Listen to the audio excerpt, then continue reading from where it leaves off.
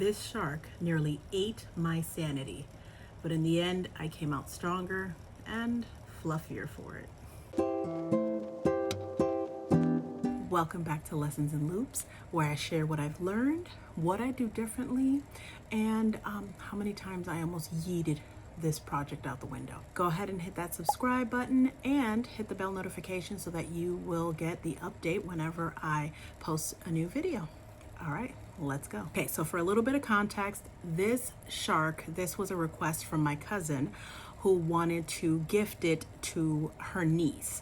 Now, when I first heard that, I was like, oh, that's interesting. I was surprised because I had never heard of such a specific request that she wanted a weighted hammerhead shark. And I'm like, okay, and you know what? I'm up for the challenge. And yeah, it was quite a challenge. And so I'm gonna share a couple of things that I learned making this shark. So this was a paid pattern for a no-sew hammerhead shark named Harold, and it was by Shannon Renee Crochet. I'll add her Etsy link in the description box below in case you want to get your own pattern and try it for yourself. It called for Bernat baby blanket yarn and a 6.5mm hook. If I worked straight through with no interruptions, this probably would have taken me about 3 to 4 days to finish. So this was my first time making something this large. It's about 20 inches long and about 7 inches tall, you know, by the tip of the longest fin here. It's also the first time I ever used weighted pellets, so this has got some heft on it, and there were plenty of lessons to learn with Harold here. So before I get into the lessons I learned, I want to give a huge shout out to the creator of this pattern, Shannon Renee Crochet.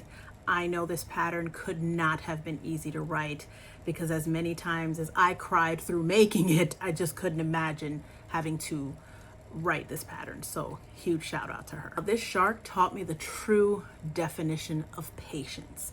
I had to frog this shark about 6 or 7 times.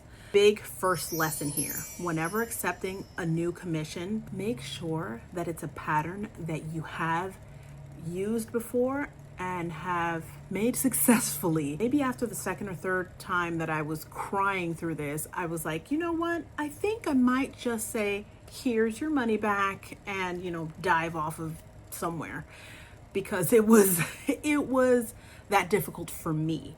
And I consider myself maybe like beginner intermediate, but after this, I'm like, wait a minute, this was a lot. Next tip, stitch markers are your friends.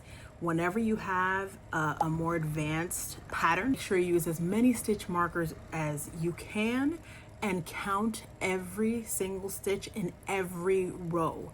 There are too many times, I know for me, I get too comfortable and say, oh yeah, okay, that's supposed to have 60 stitches, 70 stitches, and you may want to just bypass the, oh, I don't want to count this many, but I had to frog, like I said, this so many times. And another quick tip having to do with the stitches and counting, it might also be a good idea to have different stitch markers. These are my own stitch markers that I've created. And then I also have these just regular plastic ones. If you can differentiate your stitch markers, that will help even more. That way you know, oh, this is the starting point. So what I do is my fancy stitch markers are the ones that I use for my starting stitch. So whenever I start the row and I say, okay, this is the first stitch, that's the stitch marker I use. And that way, if I know if I have to put any other stitch markers throughout to kind of like say, okay, I'm putting this on every 10 stitches when it's something that's a large number, then I know the plastic ones, I won't mistake them for the starting stitch. I went with the yarn color that was requested by my cousin, and it was this dark gray. It was a Bernat blanket. It was this dark gray. Let me tell you, the only thing that would have made this much harder would have been had it been black yarn. But I will say that dark yarn also made it much harder to be able to see your stitches, which means I had to even go even slower and really pay attention to every single stitch.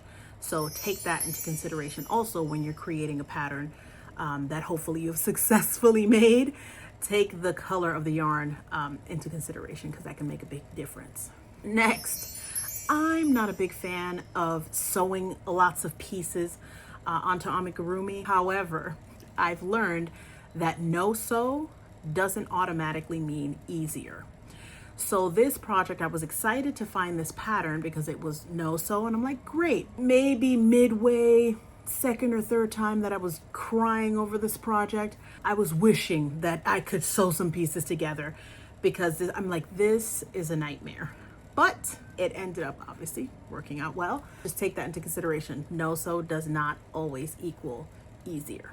Again, this was my first time using weighted pellets. I've used flat marbles, but this was my first time using weighted pellets. Make sure the way I do it and the way I've learned on YouTube is to take a stocking, put it in a cup or some kind of something to hold it there while you're pouring there in there. But be very careful when you're pouring the pellets. They easily go everywhere except inside the plushie. So be very careful when you're filling up that sock. Also, make sure that it's super secured, that you put the pellets in there, you tie it up. Sometimes I would double wrap it just to make sure that's secure and you don't have pellets, leaking from your project. Last tip.